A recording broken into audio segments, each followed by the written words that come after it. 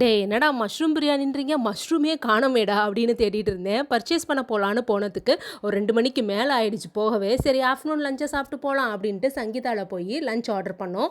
அந்த பொட்டலம் பிரியாணி பார்க்கவே சூப்பராக இருந்துச்சு. செம்ம சூடாக பிரிக்கவே முடியல. அப்புறம் அங்கிட்டு இங்கிட்டுன்னு கொஞ்சம் கொஞ்சமாக பிரிச்சிட்டோம். இது பாஸ்மதி ரைஸில் பண்ணதுனால எனக்கு பாஸ்மதி ரைஸ் எப்போவுமே பெருசாக இஷ்டம் இல்லை. பட் மஷ்ரூமை தேடிட்டே இருந்தேன் கடைசி வரைக்கும். நானும் ஸ்பூனை வச்சு அங்கிட்டு இங்கிட்டு தேடினேன். ஒரு 3 பீஸு தேறிச்சு. காலிஃப்ளவர் 65 தான் அட்டகாசமாக இருந்துச்சு. இது பார்க்கும்போது நம்ம வீட்டில் செஞ்சால் மட்டும் ஏன் இப்படி வரமாட்டேங்குது அப்படின்னு ஒரு கேள்வியோடையே சாப்பிட்டேன். அந்த கிறிஸ்பியாக இருந்த அந்த காலிஃப்ளவரை அந்த சாம்பார் ரைஸோடு வச்சு சாப்பிடும்போது வாவாக இருந்துச்சு. மைக்கேல்ஸ் ஐஸ்கிரீம் ட்ரிச்சி மக்களுக்கு தெரியாமல் இருக்க வாய்ப்பே இல்லை. அதுவும் இந்த ஃப்ரூட் சாலட் தான் இங்கே ஃபேமஸே.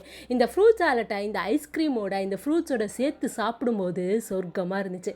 ட்ரிச்சியில் என்ன ஃபேமஸ் அப்படின்னு யாராவது கேட்டால் இந்த மைக்கேல்ஸு கண்டிப்பாக லிஸ்ட்டில் வரும். அடுத்தது போத்தீஸ்க்கு போயிட்டு ஒரு பர்ச்சேஸை போட்டுட்டு கிளம்பிட்டோம். வர வழியில் இந்த பக்கம் பார்த்தேன். இந்த பக்கம்லாம் நிறைய குட்டி குட்டி கடையாக இருக்கும். அதெல்லாம் இப்போ எடுத்துட்டாங்க போல்.